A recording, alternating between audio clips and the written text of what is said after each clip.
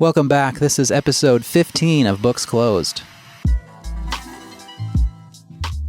This episode is sponsored by Blue Letter Books, bringing you tattoo books full of history and classic reference. And Split Arrow Prints. Print like you give a shit. This week we're going to try something a little different. I've brought back my frequent co-host from last season, Jason Scott, and I'm going to bamboozle him and take him on a journey through a little presentation I've prepared. I wanted to talk this week about some tattoo companies and products and businesses and stuff that goes beyond just the tattoo. And some of these companies are owned by tattooers and some of them aren't. Can you think off the top of your head any tattoo products you've seen in the recent past that are unnecessary? Yeah, most of them, if not all of them. I am definitely not up on current tattoo trends, and especially with equipment. I'm a creature of habit, and I'm pretty stuck in my ways, and I still use what I used when I started tattooing for the most part. Because that's all you need, really. Yeah. When I started tattooing, I was definitely try every new product and try to, like, anything that would help me, or, you know, like try to level the playing field at all. Right. It's trying to appeal to younger tattooers, all these gimmicky things. Absolutely. And that works. I mean, yeah.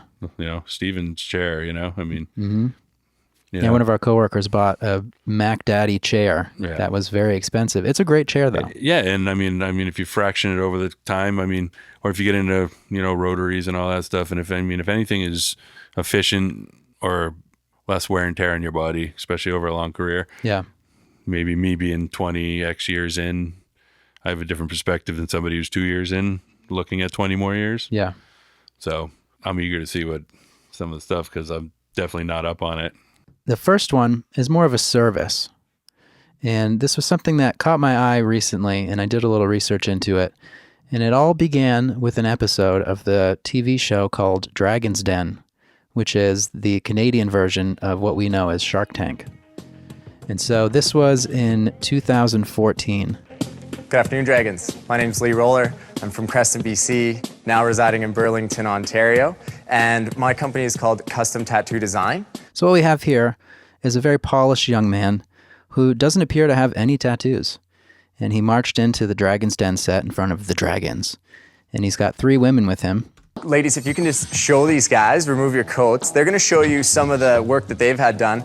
So the women had like business casual attire, and then they wowed the dragons by taking their jackets off, and they've got sleeves and chest pieces and stuff. The premise of exactly what we do is somebody would come to my website and they would send us their ideas. And I would say, you know, do you have any reference pictures so we can understand the styling that you're after, the things that you like? And then from there, what we do is we take a 50% deposit up front, and then they work one-on-one with the artist to make a custom design. So this business, Custom Tattoo Design.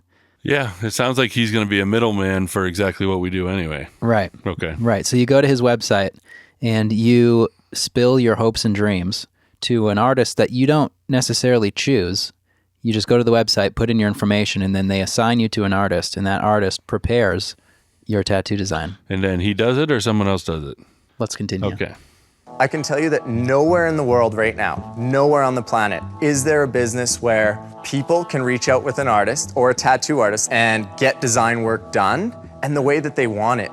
Because tattoo artists are incapable of giving you a design how you want it. This is kind of his premise, is what he's setting, what he's saying, which is annoying. Like real artists do the designs instead of the tattoo artists? I think he's playing on the idea that people aren't always happy with their design from a tattoo artist. But he's built an entire company on that idea. So here's the beauty of my whole company. I can get the best artists from anywhere on this planet. Right now I've got a guy in Hong Kong, I've got a guy in California, I've got a guy pretty much everywhere. So instead of them being limited to the, you know, the couple of shops in town, the 10 artists, now they're globally connected because of him to a better artist somewhere else that's going to do a better job. But just of the design, and then you're still limited to your local shops to get the tattoo done. And you're the agent of the artist. You don't actually do any work on anybody's Absolutely. bodies. But then you still, once I've got that art, I still have to rely on the fact that I've got to go into somebody to execute that art well. Sure, but much like what Kevin would say, and many other people, our job is done from that point. Oh. So he doesn't care what happens after he disperses this design to you. Our job is done from that point.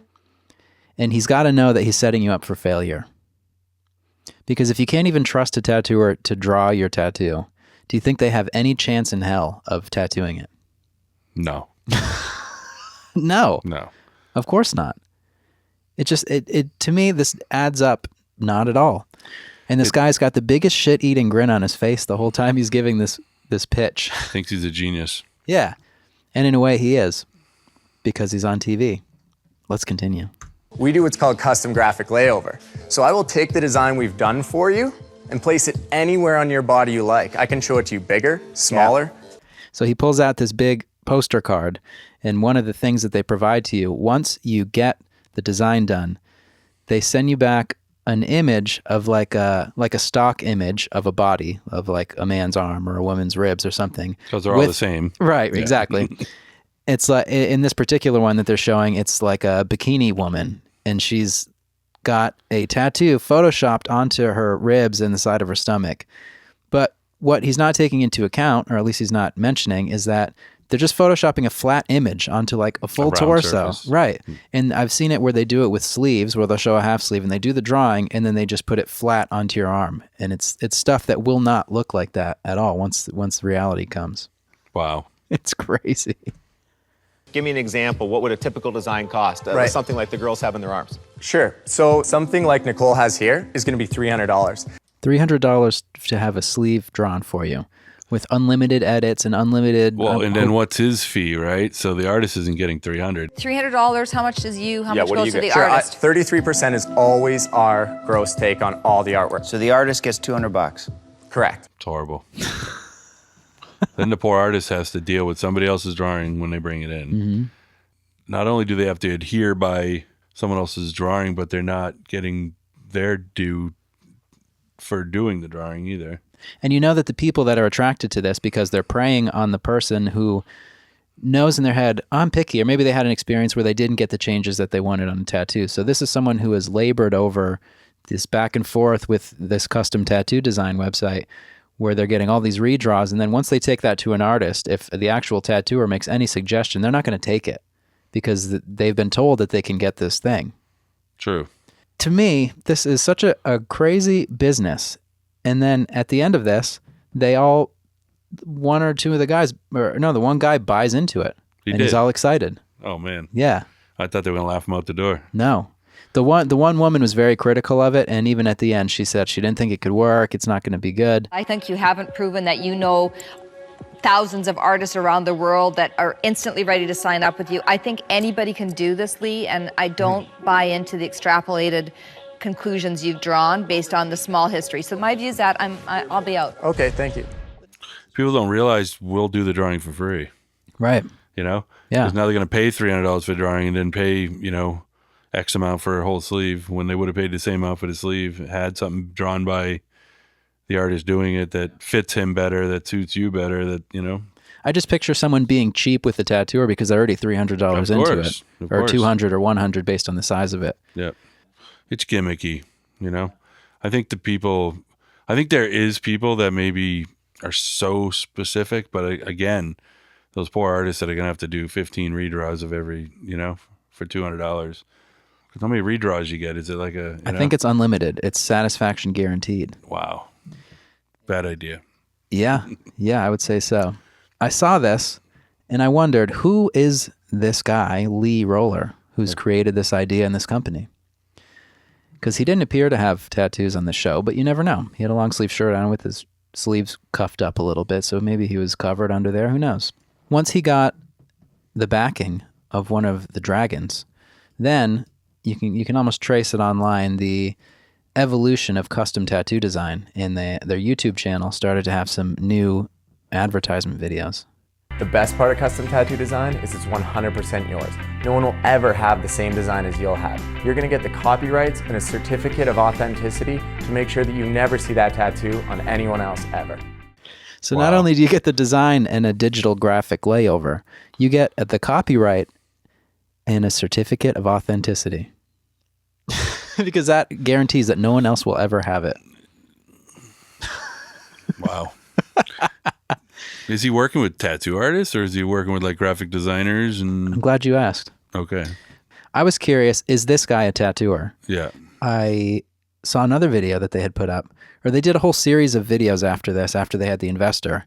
And their way of trying to make viral YouTube videos was him, Lee, critiquing celebrities' tattoos, which is like good clickbait titles. And so I found this one in particular, where he critiques Adam Levine's back piece, which I know was done by Brian Randolph. So it's a cool tattoo, and I was very curious as to what old Lee would have to say about it, the expert on tattoos. as am I. So first we've got Adam Levine's back tattoo. I've looked at this quite a few times. Not everybody's seen it, but obviously we can speak to it today. It's kind of a funny tattoo because it looks good. You can tell what it is from a distance. When you really get down to looking at things like the line work in the tattoo design or the cleanliness of the design, it's actually really clean. And what I mean by that is you can tell what it is from a distance, covers I don't know the if you're back familiar with it. properly. It's a mermaid. She's got a skull. Her arms are kind of wrapped around, and it's got wings coming from behind her, and like a sky scene and a sea, and there's a ship and stuff. But like the main image is this mermaid woman holding a skull, and then it's got kind of like a cool frame around it with a rose at the bottom. It's all black and gray. To pull lines all the way down the back and keep them straight and then continue all the way down to the lower back is a lot more difficult than you think, because you've got somebody trying to pull a single line and not go back over it, and that can be very difficult. So you want to think about that sometimes when you have a big border like you do here. So Lee's here to tell you that tattooing is hard. Thanks, Lee. Yeah. You'll see down at the very bottom there, at the bottom of her tail, it looks like the artist was coming around and said, oh, I'm going to run into the bottom of his own frame there. And so the tail comes back in and back out, and in my opinion, it looks a little bit sloppy. The design goes out of the frame and then back in again. No, there's like a frame around it, Yeah. and then towards the bottom of it, the tail curls around like this. And he's saying at the bottom of the tail, the line goes down and then dips up and back down. Yeah. But any tattooer, or even non-tattooers, can see that it's because this is the center of a back that dips in, which will cause the curve. But Right. Lee, who photoshops tattoos over stock images of muscle Doesn't have that people, problem. he's not sure. He doesn't. His designs are never affected by the contours of the body. Bulletproof business plan. Fuck Adam Levine, right? He got screwed because he didn't use custom tattoo designs. So in this video also, I will point out that our friend Lee is wearing a t-shirt, and you can see he's got 2 or 3 tattoos on his upper arms that are just peeking out. So that leads me to be even more curious. Is Lee a tattooer? After hearing his thoughts and his opinions and hearing some of these other videos, there's like, I don't know, maybe a couple dozen of these videos, David Beckham, any celebrity with like notable tattoos, he's doing a critique video on them. So I searched around the internet, and I happened to find Lee Roller on LinkedIn. And he's listed as the CEO and founder at Custom Tattoo Design, Inc. So I'm looking for anything that might indicate that he tattoos. And if he's presenting his LinkedIn profile as like a business thing, then he probably wouldn't have a tattooing job listed on it, but you might see a lapse in work experience. That could be a time where he tattooed. Well, there is none of that. Young Lee went to the Southern Alberta Institute of Technology for a bachelor's in marketing and management. And then after that, he was a used car salesman. Sounds about right. Yeah, priming him, giving him his sales experience. And I'm not knocking his business sense, because obviously he does have a strength in business. And then other sales jobs. And then he landed January 2014. Custom tattoo design. So this is just what he does. He came up with this idea. He got a couple tattoos and said, I want to be part of the tattoo world. And here he is. He goes on television. He gets financial backing from a television show investor. And now they're rocking and rolling. And young Lee doesn't tattoo. Then poking around more, I found an article that he had written for Inked magazine, or at least their website, entitled, Is the Tattoo Industry Broken? It says, let me open this topic by saying this. The tattoo industry is broken and frankly is notorious for horrible customer service. What a moron. How would he know? Right. He's been tattooed 3 times. Right. Then but probably at the same place 3 times. Right. The other side of that coin is most tattoo artists are awesome people and some of the most real humans left on this planet. So he's like, tattoo artists are real and awesome, but they fucking suck at their jobs. So let me show them how it's done and then make this better for their customers who they do not know how to treat properly. And then he goes on, and it's just so salesy for this thing, and there's images with examples of these like skin tear out, painterly, no outline 3D scenes with 3D butterflies shooting off the back on some stock image of a woman's back. And then he goes down to talk about first-time customers, and then he tells you what happens in tattoo shops. In most cases, the tattoo artist will draw a simple sketch and talk the customer into making changes that suit their own style or preference. If you booked your tattoo on a Tuesday and you see the sketch 5 minutes before your appointment, how can you possibly make changes? In most cases, first-time customers trust the artist and end up getting something much different than they had planned in their head. And that would just be terrible, because what you should do is use his site and pay him hundreds of dollars so you can tirelessly go back and forth and nitpick designs until they're completely untattooable. Right. And I don't think they would ever tell you, no, this shouldn't be tattooed that way. Well, no, they want to close the deal. They want to get to the end. Right. So they're going to give you what you want, which, as we know as tattooers, is not always the best for the tattoo. It sounds like a school class project, final project. It probably was. You know what I mean? Because like I had friends growing up who in school, art school or whatever, but they had some design classes. Like, I'm going to make the perfect massage table. So every time I tattoo them, they'd try to pick my brain on, like, what if it did this? What if it did that? And everything, I had an answer for everything, why it wasn't going to work, because it's why it doesn't already exist, Yeah. But it was just a final project, so it was a hypothetical thing, and they just had to, like, engineer it and design it and make it, and they actually made a physical product. But he was thinking at one point, what if it really, took off and, became a new, and I was, but that sounds like the same thing. Sounds like a marketing final paper for college, Right. Yeah, the assignment is like, identify a problem in an industry. Yeah. And then create the service or product that you feel can fill that void.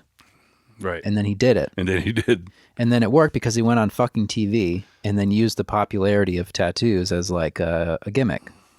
I mean, it's tough because people outside of tattooing, this might sound like how a lot of businesses start. And it totally is. Oh yeah. But there's just a different set of ethics that exist in tattooing that people from the outside will never understand. And that's why it always seems so apparent when someone like old Lee here just waltzes into tattooing and tries to tell you that, how it is and how tattoo shops work. Right.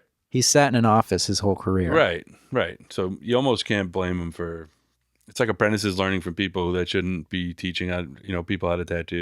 You can't really blame the apprentice for not learning what his teacher didn't know, right? So it's like the system was broken somewhere. So I think it's the same thing when people come in that don't understand. Like they were doing portraits in the teens and the 20s, little tiny George Washington portraits. And I think they kind of realized that it didn't work. They tried it, and then they kind of ended up where they ended up. And then now we're kind of going back down the road of people think they can do anything. Right. And if you can get a photo, it's done. Like people don't understand if there's a shop in a town that's doing okay, it doesn't mean it needs 4 more shops. It's not a pizza place, or it's not another business. It's like people think the old guys were mean.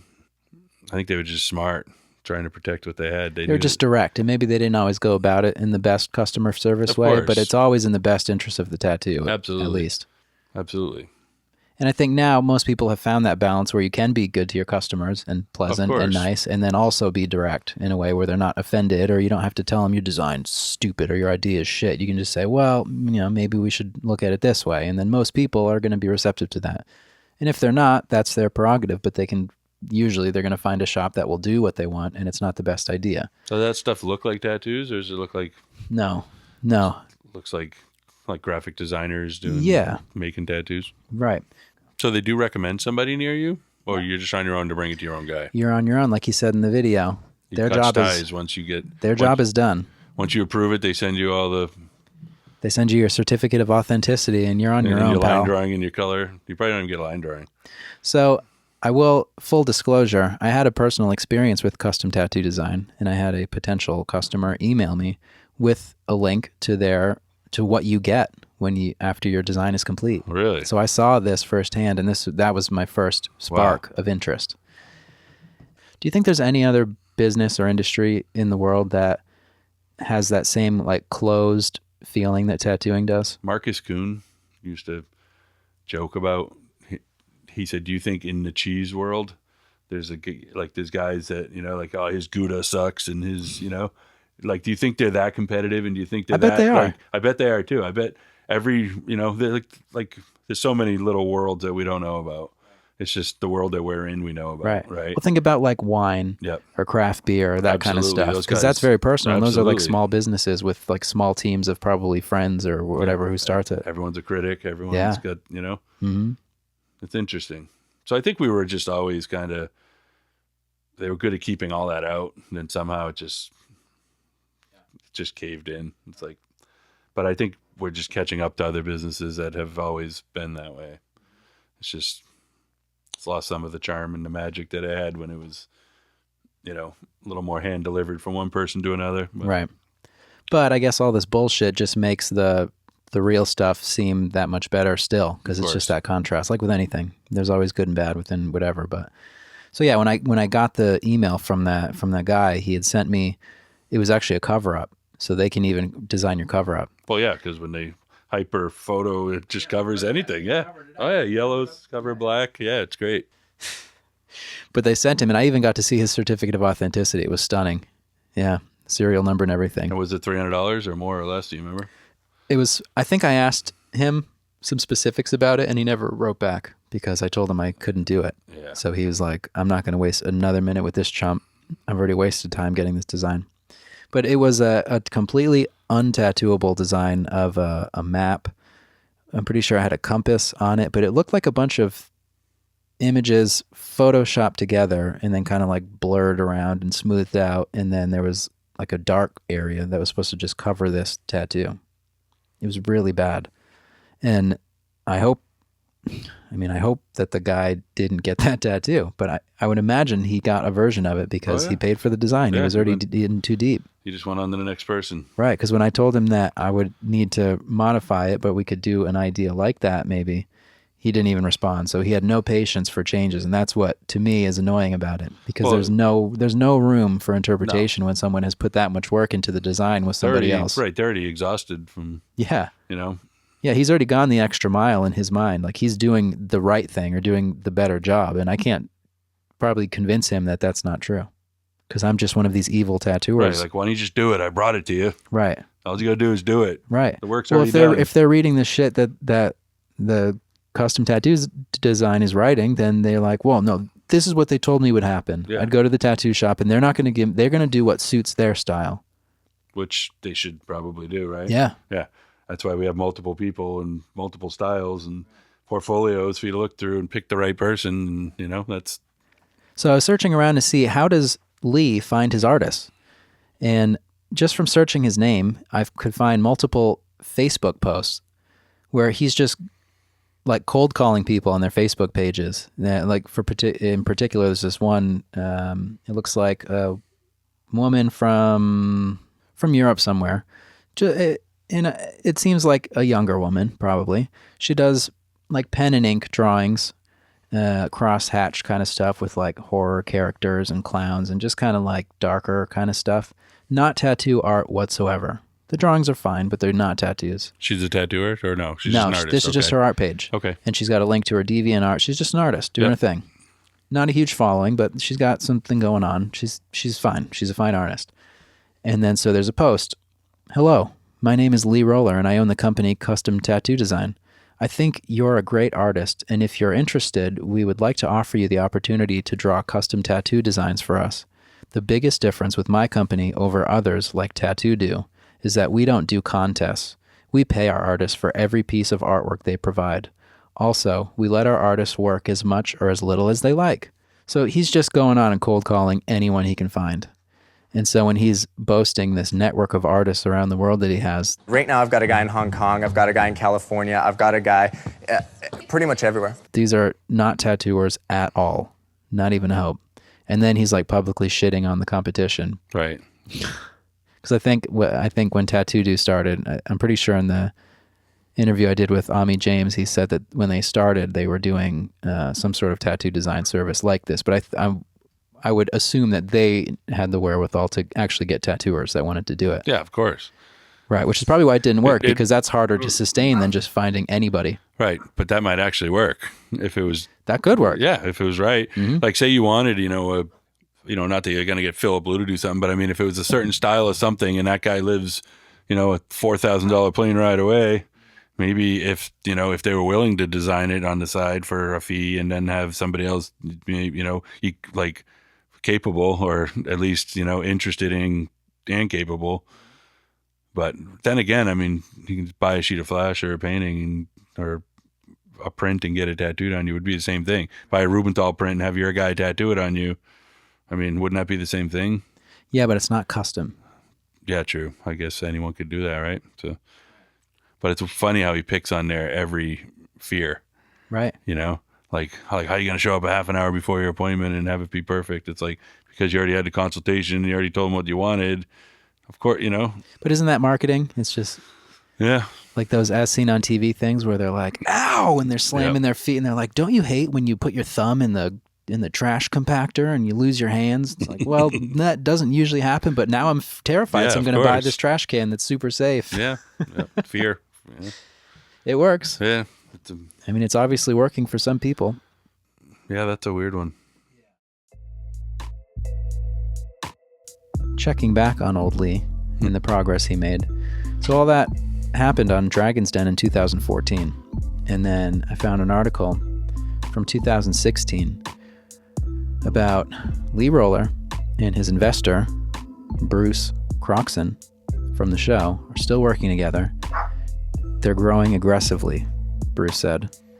And they've grown from 10 to 100 artists. They enjoyed double-digit month-over-month revenue growth. So it's working. They're growing.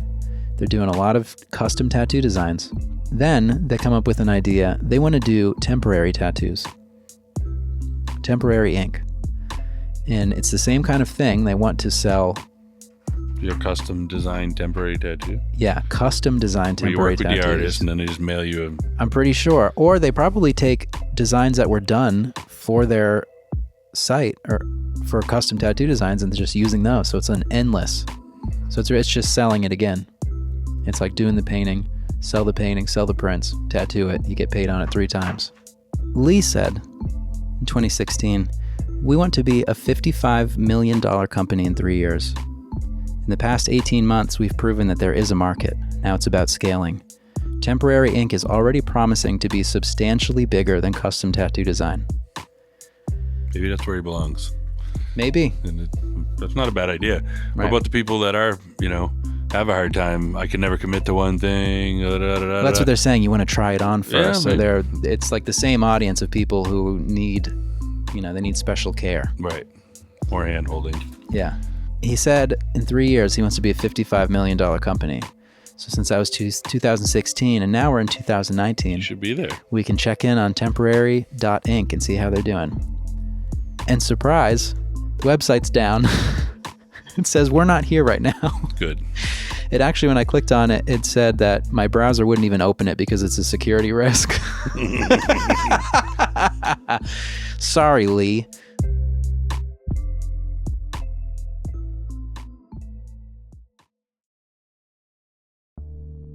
This episode is sponsored by Blue Letter Books, bringing you tattoo books full of history and classic reference. And these books are chock full, cover to cover, full of useful stuff for any tattooer, or if you just appreciate tattoo history and the old flash and all that cool stuff. I can firsthand say that I've had this book, designed by Percy Waters, on my desk at the shop in front of me for probably as long as I've had it, since it came out. And it's got amazing reference in it. Anything you could ever need as far as traditional tattoo imagery goes, I think. I've always loved Percy Waters, but this is a great resource, and it's one of Blue Letter Books' fine contributions to the tattoo world. So if you're not familiar with this or some of the other books that they have put out, I would recommend that you get over to blueletterbooks.com. at Blue Letter Books on Instagram so you can stay up to date on what I'm sure will be more great books in the future. We're also sponsored by Split Arrow Prints. Print like you give a shit. Located in Atlanta, Georgia, Split Arrow Prints works with artists to make the best possible prints, stickers, and promotional materials. They're tattooer and artist-owned, offering luxury printing service, including giclée printing with watercolor paper, die-cut stickers, convention banners, business cards, and more. They understand tattooers and the level of quality that you expect. Do you have an idea for a custom printing project? Well, Split Arrow Prints is not scared of your weird-ass idea. Get in touch with them today for a quote on your next printing order at splitarrowprints.com and follow them on Instagram at splitarrowprints. The best way to support Books Closed is by supporting our sponsors, so please check out Blue Letter Books and Split Arrow Prints.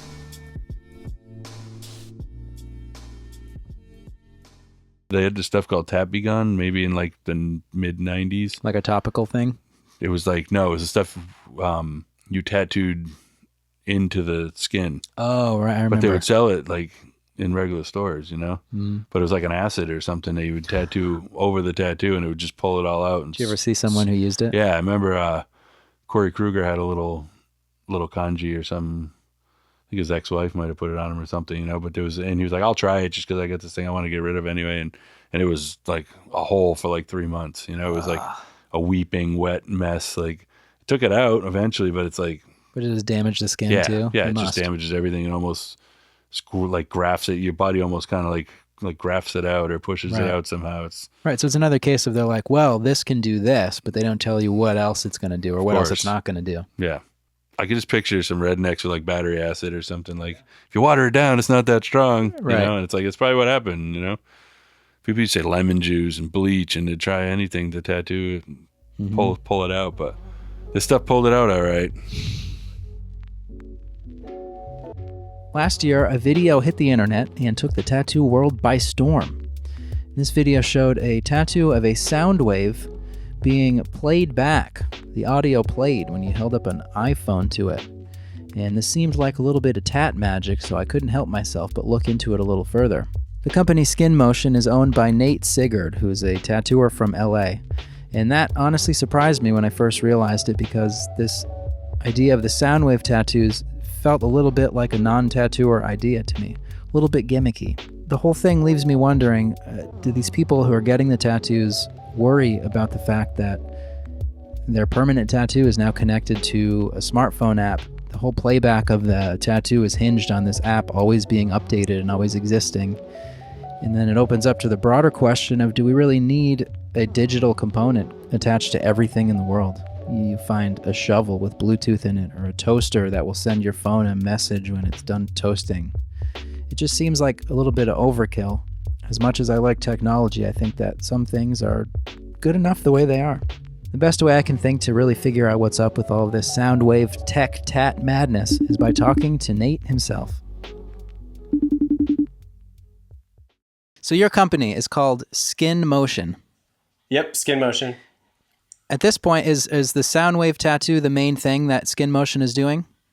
Yeah, I mean, we have like a really solid foundation built to be able to kind of like move into the full spectrum of AR tattoos, which I've done some like R&D for, and I have some ideas for other products, but for the most part, we're focusing on the Soundwave tattoos really because like having an app company and building products and moving into tech really heavy like that is just like crazy expensive. And, the limits really are just that we're not trying to like take money from gnarly investors and become Google or something like that. So really it's like focusing on what we're good at and trying to grow from that organically rather than like force it to be some super huge thing before it should be.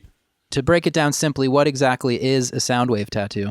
So Soundwave tattoo is basically just we take a recording of a sound and turn that into a sound wave. So it's just like a visual representation of a sound. People have been getting them tattooed for a really long time. I definitely was not the first person to ever tattoo one. But I had never seen anyone play one back. And I've been making augmented reality art and apps and whatever for a little. And I did a Soundwave tattoo on some of my friends, and after I was done, my girlfriend Juliana was like, wouldn't it be cool if we could play that sound back? And I realized that was something I could do with augmented reality. So I built like a demo app and I tattooed one on myself and made a video, and kind of like everything in my life changed the next day. So you actually built the app yourself? In the first place, I was using like another company's augmented reality app to be able to make the overlays and stuff. And, you know, I was trying to figure out like how I could do that for how many thousands of people were like sending us emails. And it was just like not the right way to do it. And so I talked to a couple of people who are like programmers and who like know more than I do. And we kind of figured out like the best way to do it so that it would work for the most people and not like, I don't want to say completely take over my life, because it has absolutely taken over my life. But like in a way of like doing monotonous things, like we were able to automate a lot of stuff. Yeah. So how long have you been tattooing now? It's, I mean, 11 years since I started tattooing, but you know, when I say that, I like have to check myself a little bit that like I have not tattooed solely for 11 years. I'm one of those people who just like has to do 1,000 different things. So as far as your own tattooing now, what kind, like style wise, what kind of stuff are you into outside? Because I'm sure that you don't live and breathe to do just sound waves forever. No, I mean, I haven't been tattooing that much since the Soundwaves started and came out and everything we launched in. And but I definitely prefer to do like geometric black work, kind of mixed with realism. Like I spent a lot of time working with Mike DeVries and produced some video, like educational DVDs for him, like in 2009, 2010. And so I learned a lot of like that hyper realism style, and I kind of like to mix that with the geometric stuff. But you know, I think I've done like a lot of different styles since I started tattooing, but really like the thing that makes the most sense to me now is to kind of stick with like the black geometric dot work stuff. It just like heals the best. And I guess I'm not like a super strong artist when it comes to like, you know, drawing everything out, and that wasn't really my background. Like my background being so like heavily digital, like lent itself more to doing that kind of work. What kind of response have you gotten from other tattooers since your first video launched about the Soundwaves? Well, you know, kind of surprisingly to me, what I have heard from people is really positive. I guess I'm pretty fortunate that no one's come at me with like a really bad attitude, and I actually appreciate that I've been like at least let alone in that way, because you know, like in the back of my head, like I definitely can hear all the like gripes and groans. You know, and there's people like the comment sections online and stuff. Like I had to learn really fast, like don't read the comments, you know. Right. It's just like a consequence of reaching like 500 million people in a matter of a month. You know, like that has a lot of reactions for a lot of people. So I kind of just had to like shield myself from the opinions of other people. You know, I'm lucky that I got through it as clear-headed and like, you know, even like killed as I did, because I had so many different people all trying to tell me what to do. And I was really adamant that I not do something based on what other people wanted, but that like the reason it happened in the first place and the reason that I was the one who did it in the first place like that was because I would, you know, take care of it and like nurture it in a way that it wouldn't be like hoard out somehow, you know? Well, it sounds like you're the unique person that had the specific skill sets to actually do this, because you kind of you needed to be a tattooer to make it work in a way that can actually be executed and actually realistically work, and then you needed to have the knowledge of the tech side and also the drive and the wherewithal to do it. So I don't know many other people that have a similar skill set to you in that regard. I'm not aware of anybody who does either, but yeah, I mean it's cool. There was a minute like right when I made the first Soundwave and it started going all crazy or whatever, where probably like the first or second day, actually, it was like going viral. I sat down with my girlfriend, we kind of looked at each other and was like, okay, like if we do this, like if we commit to like make this a thing or whatever, it's going to like completely take over our lives. And is that really like something that we want to do? because just as much as like I've been nonstop doing it since it started, so is she. She does all of our like customer service, like anybody who writes to us or whatever, she's the one who responds and talks to everybody. So, you know, that was like a choice we had to make, and we did. And in a way, it's kind of been a sacrifice, but also like it's given back so much, like just the people who are writing to us and telling us about the way that it's changed their life and what it means to them or whatever. Like even on my darkest days where I'm like, oh my God, why do we do this? You know, those messages like make it worth it. So we keep going, you know? Yeah. I mean, as a tattooer, I know the importance of memorial tattoos or any tattoos that commemorate things for the people that get them. So this is kind of like the perfect thing for that, to add another layer on top of the things that people have done for so long already, as far as the types of tattoos they get. But typically I find myself kind of critical of things like this that seem maybe gimmick based, or they seem, you know, kind of like a specific trend sort of thing. Yeah.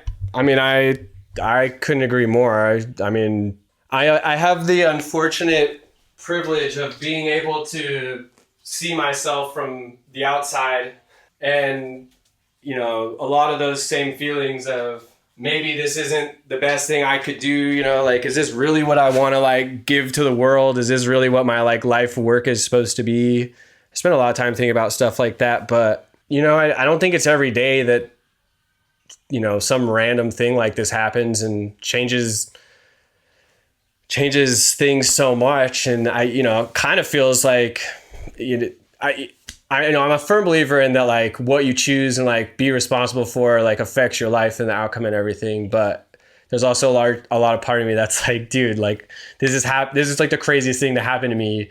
And I'm just happy that I can like be a good steward and make sure that these like, you know, kind of vampire-y money business people don't get in the way and take it over and turn it into something that's like really bad. Cause I mean, that's basically the point it's at now, is like, how do we move forward without it becoming that? Because as soon as you start building a website or an app or something where you're reaching, you know, like tens of thousands of people all like every day, and you're having this like huge impact, there's all these people who want to take advantage of that and use it for their own interests or whatever. And I'm responsible for making sure it doesn't like get destroyed by someone else who doesn't understand the tattoo industry at all, who doesn't appreciate that, you know, the sentimental aspect of like how important these are to people. There's a lot of stuff. So, you know, I've kind of just like taken on that, and some days it's easier than others, but, do you ever have any worries about connecting something permanent like a tattoo to technology, which can be pretty fleeting sometimes? Yeah, I worry about that every day. But I also think that it's not a reason not to do it. You know, I tried to like, there's like such a fine line between the company having to make enough money in order to sustain itself, and you know, really like, I don't think anybody should get a tattoo that they don't fully understand and like want the responsibility of getting and understand the consequences. Like, you know, I have always tried to explain to people like, this is a really cool like add-on to your tattoo, but like if the sole reason you're getting your tattoo is just to be able to play it back, and like you wouldn't be happy if one day 20 years from now it doesn't play or whatever, then like you shouldn't get it. Like you should only do something that you feel drawn to. And surprisingly, like the people who've gotten them have been really stoked, because, you know, once you play it back a few times and you like watch it play back, when you look at it, you can hear it. Like there's like a synthonasia experience of having seen it played back so many times and having it be this like one particular sound that all of a sudden like your brain kind of like fills in that gap. So it's pretty cool in that regard. But, you know, like cell phones are 10 years old. Like iPhones are 10 years old. Facebook is like not even 12 years old or something like that. Like there's no guarantee that any of this and I think that's like an issue that came up for me just like in general because of our app, and like we have no guarantee at all that technology is just like going to keep existing.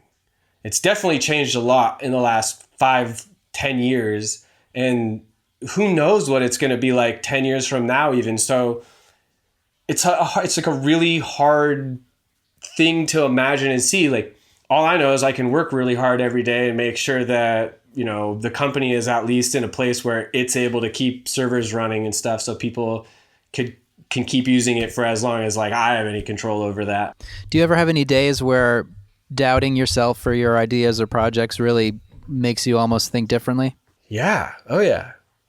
I think without like getting a chance to be creative, it gets more stuck. Like I get more stuck in my head and kind of like thinking about everything. I mean, especially now because I'm like wrangling data all day. Like the majority of my job is to like make sure that like all this data is moving to the right places, everything's being saved properly, you know. For a long time, it was just like dealing with lawyers and figuring out how to like structure companies, and really like it was a lot of like defending the like core truth of that this is about people getting a tattoo and what all that means and kind of everything that goes into that, because like no one else understands, right? Like from the business side, there's business people and they all have an idea of like how business goes and they want everything to go a particular way, but they don't get tattooing at all. And then from the tattooing side, there's everybody who's got this idea of like how tattooing is and like what it should be and like what needs to happen with that. But not a lot of them really understand like trying to start up an international business that is dealing with all these like super complex things and the internet and programmers and legal, this different stuff, whatever. And so I'm kind of like stuck in the middle, and like, you know, the same way that understanding tattoos and understanding tech allowed me to like invent the Soundwave tattoo in the first place. Like now I'm kind of walking this like path in between like tattooing and like straight up tech like business world, which is not my favorite place. Like the days I have to spend in tech business world are like not my favorite days. You know, it's like I have this like reluctant leader thing where like I'm the leader and I accept that, but at the same time, like it's a lot, and I really like just doing tattoos and painting and making cool art. So, you know, I hope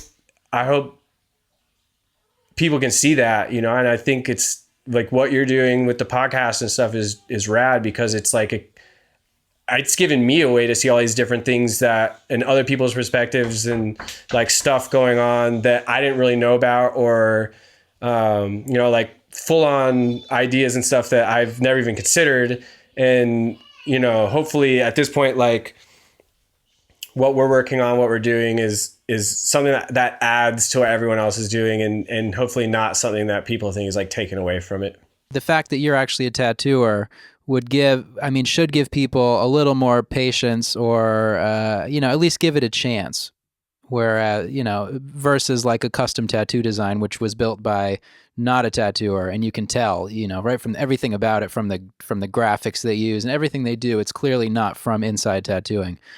But on the other hand, why do you think that tattooers are naturally maybe cynical or negative about change or new ideas or stuff like this?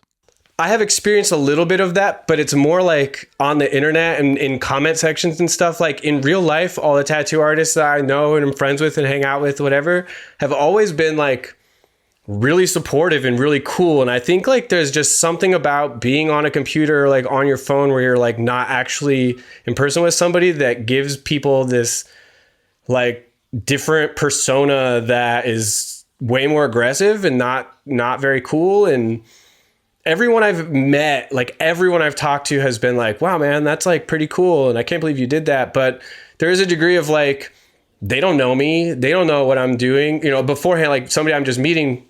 And so they don't know that I'm not just some corporate tech guy trying to take over the tattoo industry, you know? So I get that, like, and I don't take it personally really, but I guess when I started tattooing was when like, and one of the first tattooers that I spent any amount of time like hanging out with was this guy, Carson Hill. He invented the Numa tattoo machine, and anybody who doesn't know, the Numa tattoo machine was like one of the first alternatives to coils that like kind of caught on. And that was like right when I was starting, and Carson was actually apprenticed by Jim, who apprenticed me.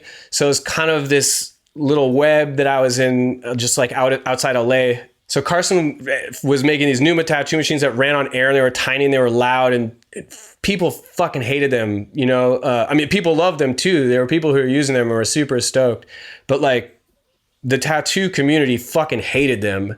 And I thought it was cool, you know, like I thought it was different. I thought like how cool that we could use technology to improve something that's 100 years old, you know, like I don't necessarily think it was trying to shit on coils and the history and all this stuff. It was just like, hey, like we have technology now, like let's use it, you know, like let's see what we can do. And I kind of came up with that attitude. You know, I got coils, I used coils. I at least like made an attempt to like at least experience that perspective. But, you know, working with Numas and Carson and then I actually got tattooed by like Guy Atkinson and Carson and Ty McEwen and Dan Plumley, like all at the same time one day. And they were all using all these different tattoo machines, whatever. Like, you know, it's kind of just like this exciting time of we were coming into the 2000s and everybody was trying new shit. And that's kind of been the way that it's always been for me when I was tattooing. You know, it's like we went from the Numas and then everything started being all rotaries or whatever. And then I spent all this time with Mike DeVries, and he's doing all this like hyper portrait realism stuff, and all the guys who worked at his shop over the years. And so it's always kind of been these people who are like doing things differently than the traditional tattoo community. And, you know, just as like a punk kid from LA, and like those were all the people I was hanging out with and talking to, like it just made sense if it was time to build an app that like made tattoos meanings more understandable for people on the out, because they have meanings for everybody who has one, right? Like everybody who has a tattoo knows what the tattoo means to them. And honestly, I have plenty of tattoos that don't really mean anything. I just like the way that they look, or I wanted to get it from this particular person, collect something from them. I think we can't like just say no to technology because it's not part of our history when it could offer some new stuff. I don't necessarily think that anything about the future or what's new or anything is decided. Like we get to decide that. We get to decide it together. That's the cool part. Like now I have 600 tattoo artists on the Skin Motion network that I get to communicate with regularly and hear their opinions and talk to them about what they're doing or whatever. And that's awesome. Like that's so like having that instant feedback from everybody about like what they think and what, you know, what way they think we should go, whatever. Like that's the coolest thing that we could possibly have. I can't imagine not having that. Yeah. And I think you're spot on saying how it's almost like divided by styles of tattooing as far as how the outlook that people have on new ideas or old ideas or whatever it may be. And I feel like in traditional tattooing, it definitely is a lot of people who are trying to stay rooted in those traditions and in the past and stuff. I was watching one of your episodes from the first season yesterday, and you were talking about how people who weren't getting traditional tattoos like didn't actually want tattoos. How those like little teeny tiny tattoos people are getting, the little fine line ones of the little shape or whatever, you know, I want a little triangle, or, you know, some of the tattoos that I've put on Instagram that are like the simplest, and I want to say lamest, but like the least tattoo kind of tattoos are the ones that get the most attention. And that's exactly what you were talking about. And I kind of didn't really consider that there were all these people who want to get like permanent jewelry or like a little trinket or something, but it wasn't really a tattoo. And I never really thought about that. You know, when I started tattooing, like I didn't want to put black in tattoos. I was like, oh no, it's too dark. That's not me. Like, I don't want to get these big black tattoos. Well, and it makes sense who I was hanging out with, because none of those guys were putting big black lines in tattoo. Everybody was doing really like fine color, you know, delicate kind of watercolor, whatever tattoos. But like, as I grew as a tattooer and over the years, like I started to get to a point where I only wanted to use black, and I only wanted to make tattoos that were bolder, that I knew would last, that were like actual tattoos. But I never thought about that before. And it really hit me, because, you know, like when I started tattooing, I didn't really like tattoos in the sense that a lot of traditional tattoo artists would consider tattoos either. But I didn't know that. I didn't have the education. I didn't understand. And really, like, You know, out here I had the choice of going into a biker shop where I had no business being as a little nerdy, like punk rock kid, or hanging out with all these dudes who are working out of little private shops and doing all this crazy technology shit. We're kind of getting pushed out. And finally they started building their own scene or whatever. And it became a thing. And, you know, so it was like through that process that I actually got to like learn like what is a good tattoo, what is a real tattoo, and like, you know, figure out, you know, what's going to last and stuff like that. So, Yeah. you know, I think there's definitely merit in having an understanding of tattooing from that perspective, but I don't necessarily think that it's something, you know, that like, God, especially now, I mean, having interacted with like thousands of artists around the world, like it's rare. It's much, much, much more rare now that that tattoo artists understand that a tattoo should have all these like techniques and principles done to it or whatever. Like, for the most part, as far as I can tell, you know, what's popular and what's spreading and what people are working on is not that by a large majority. And I don't think you see that when you've got an algorithm that's feeding you back everything that you like,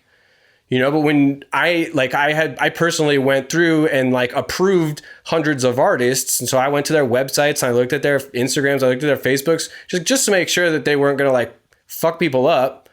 And I was like blown away by what I saw, you know, like it's something that I think is worth doing, like going outside of your like comfort zone, little niche, and like seeing what else is really going on out there. And I think about that sort of stuff a lot. And like you were saying about people who don't really seem to want tattoos.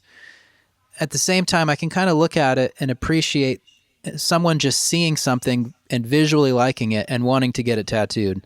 Even if it's cliche or unoriginal or whatever, like none of that bothers me. So sometimes I can kind of see it for what it is and appreciate someone just similar to like picking some flash off the wall or something. I think it's cool when people just like how something looks and they get it tattooed. So I'm always kind of torn when it comes to that stuff. Well, and I think being able to see it like from both ways is like how you know you're not just like bought into some dogma. You know, like if it's just one way and that's the way it has to be, and you're like maintaining this norm or whatever, then like that's not really like free thought or being creative or whatever. And that's why we started doing this in the first place. So we didn't have to have a boss. We didn't have to follow all these rules, whatever. And at least for me, that was a big reason why I started doing this. And, you know, at a certain point, like if what you believe and what you're writing on the internet all the time and what you're doing is like just out of a bunch of dogma, like, is that really original and creative and stuff anyway? Like, I don't know.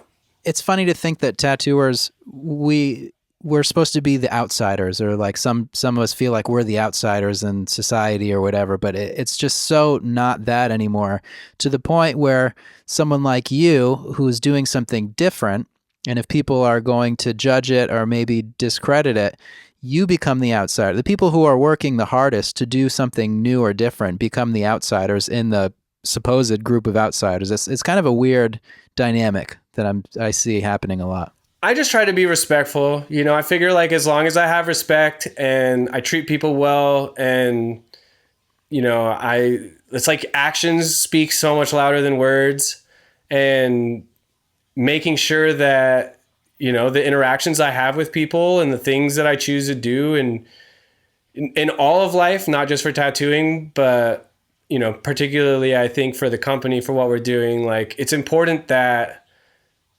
the respect for tattooing, the respect for the people who are getting the tattoos. I mean, like really the biggest turning point for me, I think, which kind of let this whole thing happen, whatever, was like, maybe 5 or 6 years ago, I started getting pretty heavy into like doing a lot of like personal work with plant medicines.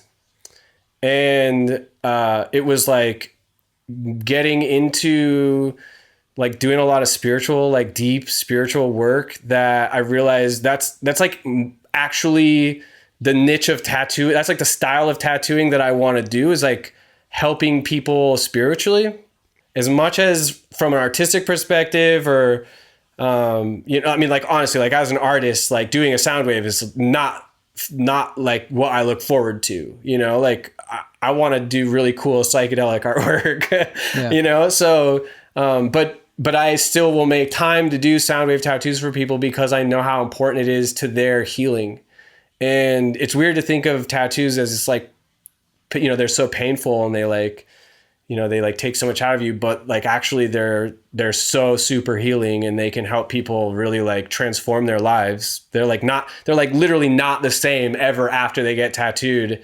And, you know, we're like walking them through that transition, like from who they used to be to who they are now. And like that kind of shit is what I spend the most time thinking about. Like that's what tattooing now means to me more than any other thing. Well, it sounds like the real classic tale.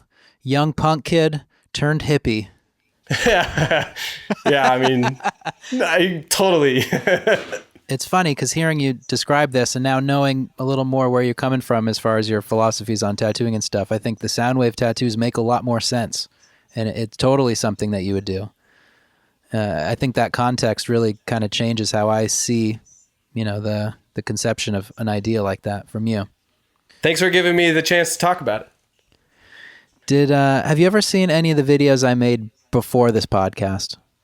Yeah. I mean, I actually watched the video you did with Ami like the day before you messaged me, which was so rad. But I mean, before I had a podcast, I used to make videos before that. Have you ever seen any of the... Oh, no, I didn't see any of those. Okay. Well, last year, I made a video about Soundwave tattoos. Cool. How'd it go? So what I used to make they're like satirical videos, kind of, and when the Soundwave tattoo, the first video you made came out, where it played the tattoo that I think you have on your leg that you did, it like fit in perfectly with the kind of stuff where everyone's talking about it because everyone sees that shit within a week on Facebook. So for a week, all my customers are saying, "Oh, have you seen this new thing? Oh, these tattoos play songs or voices or whatever." And so I made a video about Soundwave tattoo, kind of in the style of like the testimonial of a person who would be getting it would be. And then sprinkled in an element of like hidden mind control and all these like dastardly... Dude, I did see your video. Like the Soundwave tattoo like takes over my life or something like that? Yes, that's the one. Yeah, I did see that. It's hilarious. That's so good. Well, I'm here to say no hard feelings, bro. I like you. I like you just fine. Oh, thanks. Nah, I mean, dude, I could totally appreciate that. Like, I was taking the piss out of myself. Like, I'd be doing like interviews on these like national news outlets or whatever, and then I'd get done and I would just like take the piss out of myself because, like, you know, I can't be so serious about everything or it'll make me crazy. Yeah. And at the same time, like, I'm just on this crazy roller coaster. Like, you know, I'm trying to keep the train from going off the tracks. I'm trying to be as real as I can be and like be respectful to everybody. But like, dude, if somebody's got a funny video that they're going to make about some piece of art that I did as like social commentary, I think that's amazing. Yeah. We get messages every day from people who said they went into a tattoo shop and the tattoo artist told them like, that thing's not real. It doesn't really exist. It doesn't work, whatever. And it's like, no, like it's real. But dude, I'm so glad that was you who made that video. That's so funny. I want to thank Nate Siggard for being on the show and talking more about his Soundwave tattoos. If you want to be more in tune with Nate, check him out at natesiggard.com. I also want to thank Jason Scott for stopping by the show earlier. You can check him out on Instagram at jasonscott523. And if you want to follow me, which I highly recommend, you can find me on Instagram at Andrew Stortz. If you liked the show this week, which I think you did if you're hearing this part, consider giving a rating or review on iTunes, preferably 5 stars. And if you don't like the show, just don't do the rating at all. If you want to keep up to date with everything you need to know about Books Closed, including videos, show notes, every episode, whatever, check out booksclosedpodcast.com. And next week, we're going to continue looking at tattooers who seek business opportunities inside and out of tattooing. So don't miss it. I will see you next week.